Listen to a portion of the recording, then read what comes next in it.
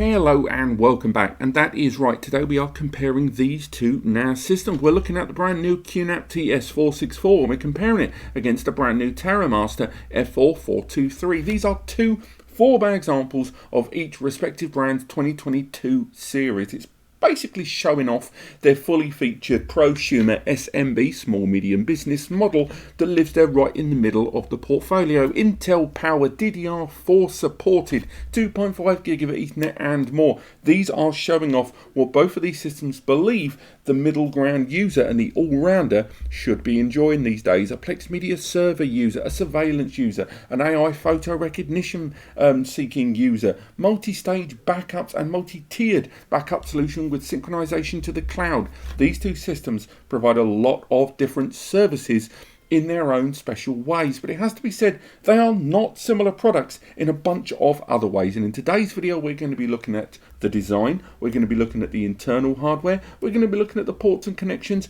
we're going to be talking about the software and the storage of course, and price. So let's crack straight on with that point, because a number of you looking at these two systems are probably weighing them up one against the other, and one of the main reasons that you're comparing against them is that price tag. Now, at the time of recording, the QNAP here has arrived on the scene for about $599 to a little over $600. In pounds, it's around about $500 to $550, depending on where you shop around. And of course, where you buy in the world in your regional tax will make a difference. The Terramaster, on the other hand, their F4, is knocking around for about $499 with the tax. And in pounds, it's $439 to as low as $425. Indeed, if you're looking at things like Prime Day and Black Friday sales in the future, you're probably going to see it for even better price tags. So consequently, it's about £100 to £150 or dollars, depending on where you are in the world, and conversions between these two systems. However, their internal hardware is actually very similar. So straight away, in terms of the price tag, if price is the de facto reason that you are looking at buying one of these two devices, I think a number of you are going to come to this video not trying to choose between them. You've come to this video in the hope that I, Mr. YouTube here, is going to be telling you that this is okay for the money, that you're not compromised, you're not losing out by saving that money. Let's face it, a number of you came to this video for that exact reason, and maybe that's going to be your big takeaway. But we can't talk about the price tag without talking about what we actually get for our money. So let's talk about the internal hardware of these two devices. Now, they both arrive with the same CPU, that Intel 5105, a quad-core 2.0 GHz processor that can, when needed, be burst up to 2.9 GHz on each core. It's got embedded graphics on board for 4K and HD media, which can also be used for more graphical data processes. Both systems arrive with 4 GB of DDR4 memory, but there is a slight distinction. The QNAP here arrives with 4 GB of 2666 MHz DDR4 SODIMM memory from ADATA inside there that can be upgraded up to 16 GB as per the CPU from Intel's recommended maximum memory use. That same CPU inside the Terramaster is a kind of good news, bad news setup here. The memory inside is indeed DDR4 SODIMM, but the memory inside this is 2133 MHz, so a slower frequency of around or a little over 500 MHz there. On top of that, this system, unlike the 16 GB maximum on the QNAP, Terramaster say this supports up to 32 GB, which is unusual because, one, as good as that sounds to be able to support up to a massive amount of memory, it does mean that this system is kind of going against the grain. It's recommending a higher memory quantity than the Intel's own recommended maximums there, which is quite strange. Now, we've installed a couple of Sabrent memory modules inside for testing, a couple of 16 GB DDR4 modules there for another video. We went crucial as well. We installed that memory, and they all work fine. They're all visible within the resource monitor, so clearly it can see the memory.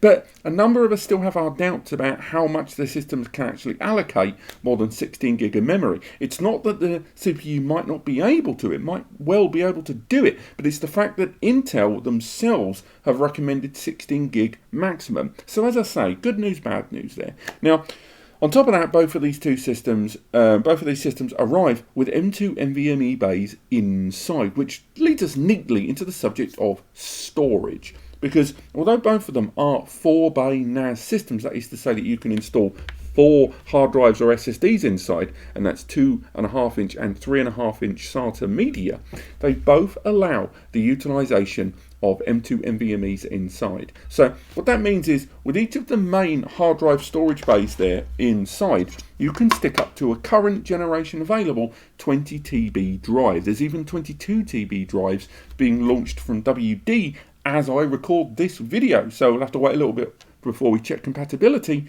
but still, they are very much on the radar. So inside these, in a RAID 5 environment, you're looking at 60 terabytes across 4 disks in a RAID 5 with 1 disk failover. That's pretty bloody good. Now, the M2 NVMe's inside both of these systems can be utilised for both caching and raw storage pools. That's right, both of them allow you to use the NVMe's inside for fast file access. You can even run their respective operating systems, QTS and TOS, off the NVMe SSDs, which can be quite beneficial to some that want to take advantage of things like virtual machines or a Plex media server. We don't want the system processes to be any kind of bottleneck.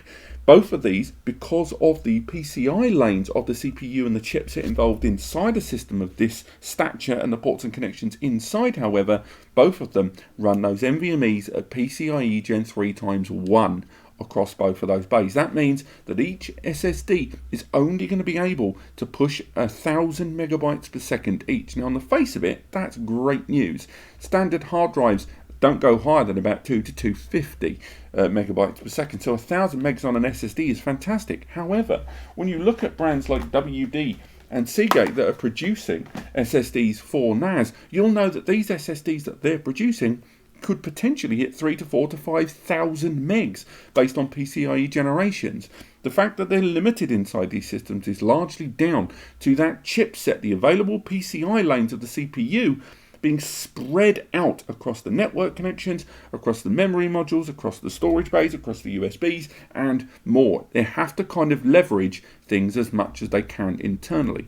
However, both of these systems have a little storage advantage each that we need to talk about. In the case of the QNAP, its storage advantages are as follows. 1, the SSD caching inside. There's a wider degree of configuration options for the SSD caching, from pinning metadata to standalone read-only or write-only caching, and read-write caching, of course, which is standard across the two. But there's a greater depth of caching options and configurations, such as selecting it for multimedia optimization or I/O, standard small class optimizations within caching within QTS that just isn't available there on the Terramaster, as well as the QNAP arriving with multiple expansion devices on the market in 2, 4, 8 and even 12 bays that can be attached to this system, with this system on its own supporting via USB 2 8-bay expansions, bringing you to a total of 20 bays of storage gross potential on this, which is all fantastic stuff, running on an ext4 file system. However, the Terramaster gives you the option of both ext4 and the BTRFS file system. And I know I just said file system twice in a row, just, let me go on that. BTRFS allowing much faster folder duplication, allowing much lower resource consumption in snapshot generation, and data healing. As checksums are created and data is written through the system, it can avoid certain data corruptions over a long time. A lot of data storage professionals still prefer ext4 over BTRFS because you get a higher performance rate, but still nonetheless, this having BTRFS is going to be attractive to some, and they've always still got the option of ext4 anyway. On top of that, the Terramaster system currently supports, in its newer generation TOS5 in beta at time of recording, fluid RAID systems, much like Synology's hybrid RAID system. That's right, in the upcoming TOS5 update, you can mix and match drives. Now, no one's going to do that on day one, but the idea that you could install some 4 TBs inside this system and a couple of years down the line want to swap them out for some bigger drives and still be able to take advantage of the extra storage, something that traditional RAID doesn't allow you to do because it classes every single drive as the smallest available drive, is going to be very attractive to people, particularly those that have envied the Synology platform with Synology hybrid RAID's ability to have those mixed drive architecture. Now, when it comes to expandability, the Terramaster is a little bit more open in its expandability. It still utilizes USB expansions, much like the QNAP. However, the Terramaster doesn't rely on just QNAP expansions. You can pretty much attach any JBOD USB expansion to this device, and the system, because it's a little bit more default in its architecture, and I've not tested it with TOS5 yet, it's able to allocate that JBOD storage in a way that the QNAP isn't able to do. To put it into perspective, we connected this 10-bay Sabrent USB expansion JBOD series to this Terramaster, and we are able to see the JBOD and create a RAID for the NAS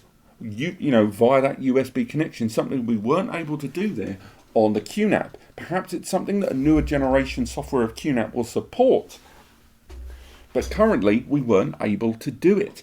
Now, that means in terms of storage between these two devices, there are advantages and disadvantages. The more, let's say, open nature of the Terramaster has allowed a lot more flexibility and a less proprietary approach, something I never thought I'd say about the QNAP position there. However, the Terramaster, nonetheless, is still going to feel a little bit less, safe isn't the right word, a little bit less polished in its approach. And with the QNAP there, not only because of those official QNAP expansion boxes that I just mentioned there, but just generally a lot more of the appeal of the storage manager and the range of services you can configure within when it comes to storage.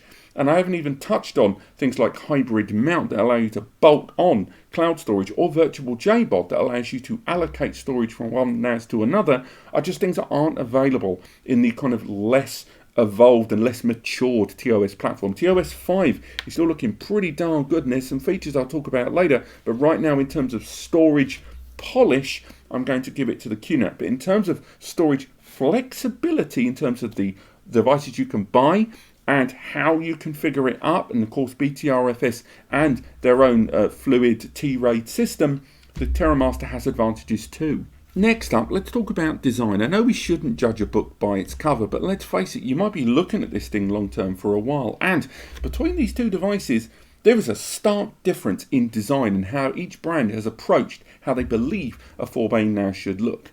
We'll look at the Terramaster first, and we can see they've gone for that grey external chassis there. You can see the lights in the studio shining off it quite significantly. The front and the rear of the device is plastic with a metal casing there in the middle. Again, ventilation there out the base. There's 4 trays there on the front. The 4 trays there are click and load plastic trays. Again, we've got screw holes with 2.5-inch drives, and they're click and load either side. The trays go inside there. They feel fairly standard, normal sort of stuff. There's some fans there on the rear. Again, this is quite a noisy NAS by comparison between these two. This is certainly the noisier operational NAS of the two, and it takes advantage of an external PSU as one would expect in a desktop NAS system. I will say, between the two of them, this is the more dated looking system between them. I'm going to talk a little bit more about ports and connections later, but when it comes to the design, Terramaster have tweaked the design of their desktop NASs recently. They've introduced some really nice tower factor 6, 9 and 12 base systems, very unique, but still nonetheless this design of this system isn't really going to win lots and lots of people over in terms of modernistic approach, and I know it's an area of contention for some buyers. Still, nonetheless, again, you may not be looking at this device all the time, so it's not a big deal in the grand scheme of things. It's just Terramaster have leaned heavily into this design now for pretty much the entire run of their NASs since day one many years ago, and although they have made tweaks, the overall chassis design hasn't changed loads. It's also quite wide for a 4-bay there. Just to put that into perspective, you can't help but get the feeling that because they released a 5-bay system that they're just using the same metal here, and this seems wildly unnecessary how wide those sides are there with no side ventilation there. Now, In the case of the QNAP, this is a chassis design that's existed with the brand for about 4 or 5 years now, since the B series was introduced. They've gone for a kind of copper rose gold there on the front. The front chassis can be removed, it's lockable on the side. Again, they've gone for plastic trays there. Sorry how close that was to the mic.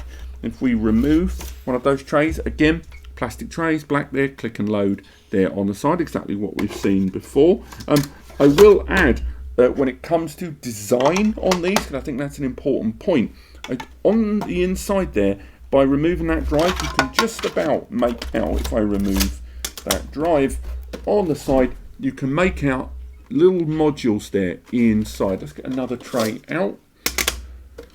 Inside there you can see that L-shaped chassis area there. That allows you to install NVMEs in those bays as mentioned, but it also allows you to upgrade the sewed-in memory modules. Now, why am I highlighting that again in this video?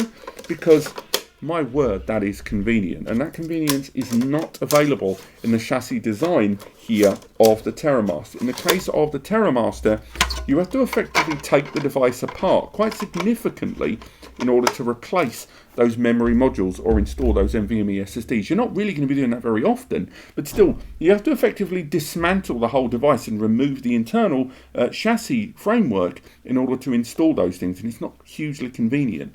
And the same goes for the rear of the QNAP there. The rear of the QNAP's got one big single fan rather than the two. It's not the quietest NAS on the market, but it's certainly lower in noise with the same hard drive compared with that of the Terramaster there. And overall, although the chassis design doesn't have much more ventilation, it's got the ventilation on the base. If anything, it's got less surrounding ventilation. Both of these brands haven't really gone for the whole side ventilation ideal. And I'm not sure how I feel about drives inside this QNAP being there's no ventilation here on the front. All you've got is the rear cooling fan there and ventilation there. And even though it's raised by those tiny little feet, I'm not hugely in love with this front panel having zero ventilation there. Now, one might argue I could just remove the front panel, but then maybe I don't want to remove the front panel. You know, there's no locking mechanism here. Yes, I've now got ventilation, but still, that seems a weird design oversight there between the two. Now, overall, in terms of the look of things and the design, obviously I prefer the look of the QNAP. I like the convenience of how I can install the M2s and the memory. I'm not going to do that very often. And it's overall a smaller chassis. Yes, it's a fraction taller than the Terramaster there, but it's also markedly narrower than the Terramaster. It's also not as deep as the Terramaster 2 because of that large fan bay there. And overall, between the two of them, I've got to say, in terms of aesthetic design, I clearly prefer the QNAP there. I think there is advantages. It's very discreet in terms of its framework, and that height there is going to be quite beneficial to some. It feels very solid. This system is purely plastic. This one's got a mixture of metal and plastic together, but overall, in terms of design, I would still say that the QNAP is the better looking and the better designed device overall.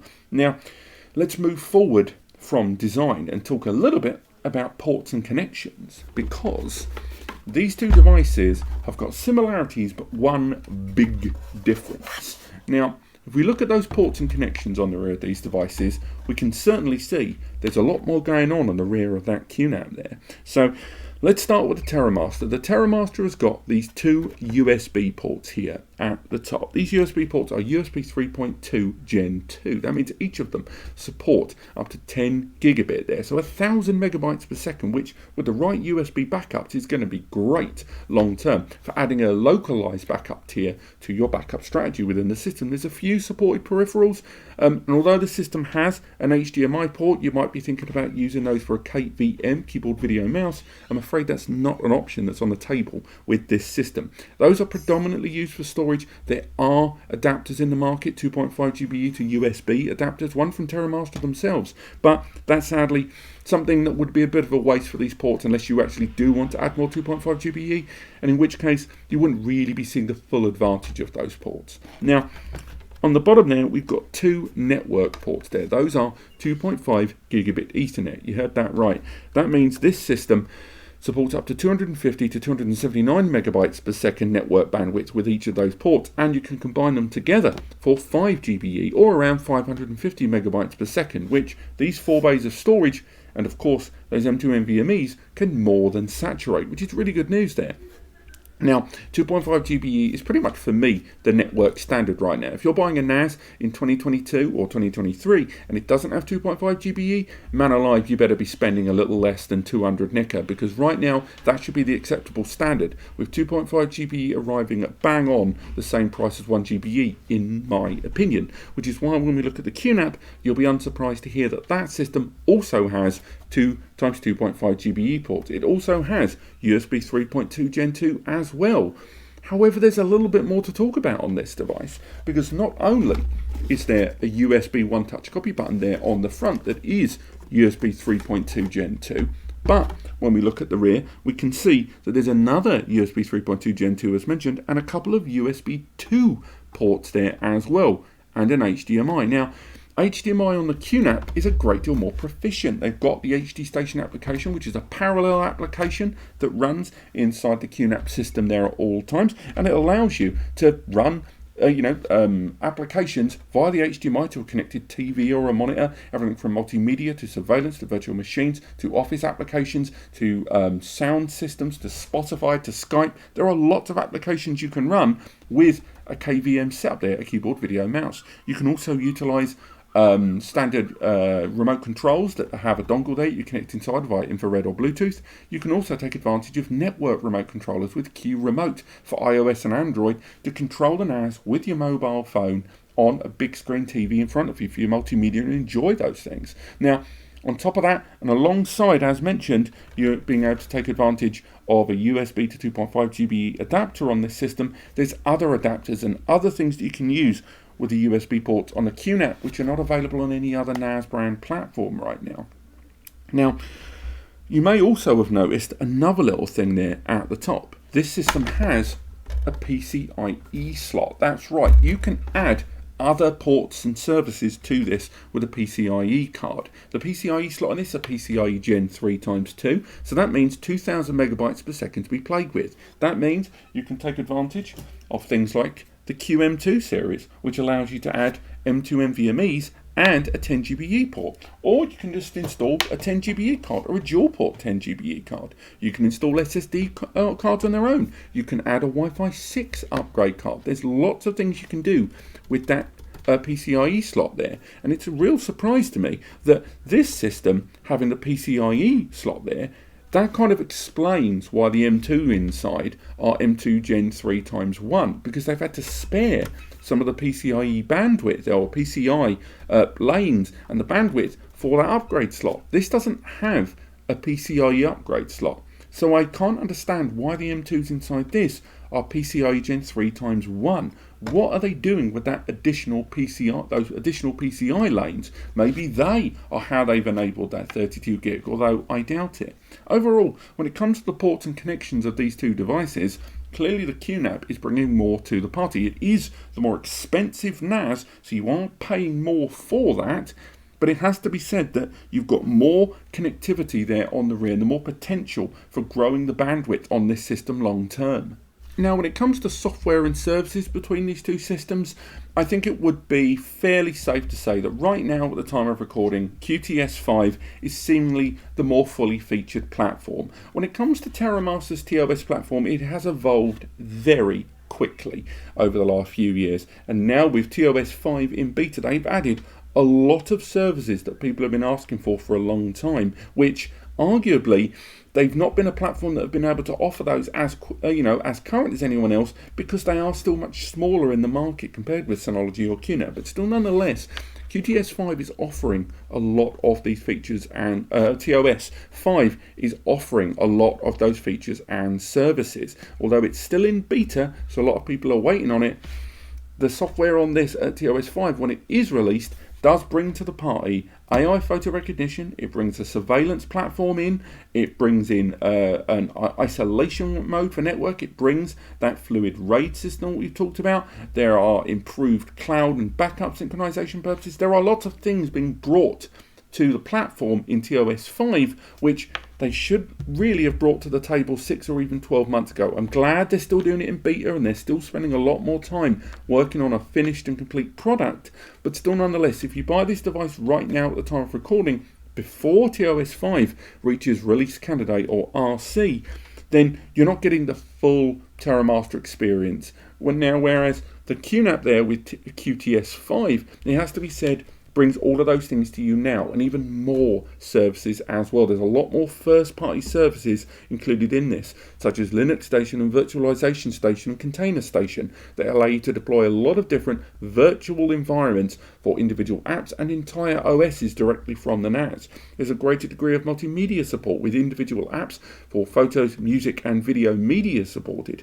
And of course QNAP, the AI photo recognition platform, is already well established on here, and it's very widely used and can identify a wide variety of things using that AI supported algorithm. On top of that, the M2 slots inside this can be used in conjunction with the Google TPU, those little coral adapters that are around 20 to 30 quid via USB or the M2 slots, to improve AI processes in the system significantly. And that goes for their surveillance platform QVR Pro, with this system arriving with 8 camera licenses and a very fully featured surveillance platform there. What I'm saying is, in terms of software, the QNAP is still the more evolved of the two. But again, you are paying more for it, and that's one of the reasons, along with the hardware, why you're paying more. But I think if we're talking about software, it would be remiss not to talk about the giant ransomware-shaped elephant in the room. That's right.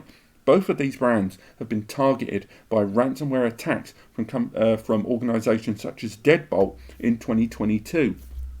Indeed, at time of recording, practically everyone has been hit in one shape or form, with the exception of Synology, by ransomware attacks in the last 18 months. Now, some vulnerabilities we understand that are built, they come from Linux, which everything from Android to these NAS devices is built on, and therefore if there's a Linux vulnerability, Linux then have to patch it, and then it takes a little bit more time for all of these brands who have built on Linux to integrate those improvements and then quality control the rest of their software before they release these patches to everyone. Still, nonetheless, some vulnerabilities aren't Linux led. Some of them aren't really things that we can blame third parties. Sometimes it's the brand themselves that have let us down a little bit sometimes. And although they do roll out patches, if you don't stay on top of patches, you can be left vulnerable. But the point I'm making is, both of these systems, because they've been hit by ransomware in the last year and a half or so, I think a lot of users may have slight qualms about buying either one of them.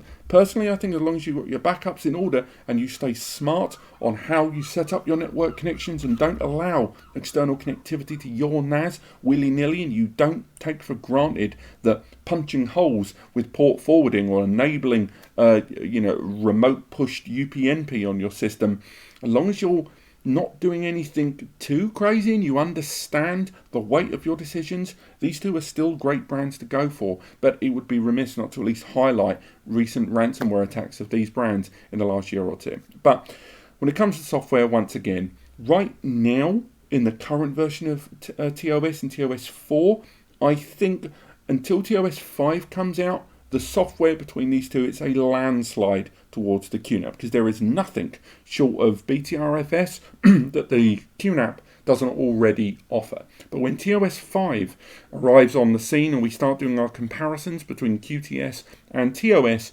that is when the conversation's going to change. The QNAP is probably still the more evolved and the more fully featured, but the gap between them is going to be significantly closed. And with that price tag being what it is, me saying today that the software on the QNAP is better than the Terramaster may not always be the case a year from now. So do check that out when we compare those two platforms when TOS5 comes out.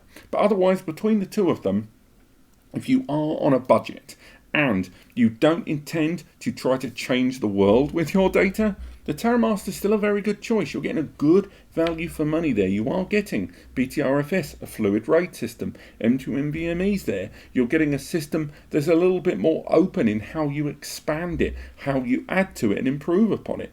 But you are getting a system that isn't quite as cutting edge as some of them out there. And although you're saving a bit of money, you are also losing out on some features that the likes of Synology and of course QNAP are offering these days. And although it costs more, it's got more flexibility in terms of its hardware configuration with those PCIe upgrades, more USB ports to take advantage of, a much more fully featured software that's just had more time in the oven overall between these two. And although it costs more, I do think the QNAP is the better value for money. The Terramaster is the better price, but the QNAP is the better value, and that's the big takeaway here. But ultimately, if you have enjoyed this video or found it helpful, do let me know in the comments.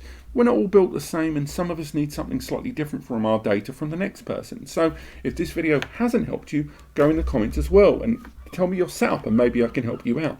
But otherwise, thank you so much for watching. Click like if you've enjoyed the video. It helps me know what I'm doing right and doing wrong. Click subscribe as we go through even more NAS this year and compare them all one by one, as well as talk about what we like and what we didn't, and take advantage of the free advice section over on NAS Compares linked in the description before my voice goes. But otherwise, thank you so much for watching and I will see you next time.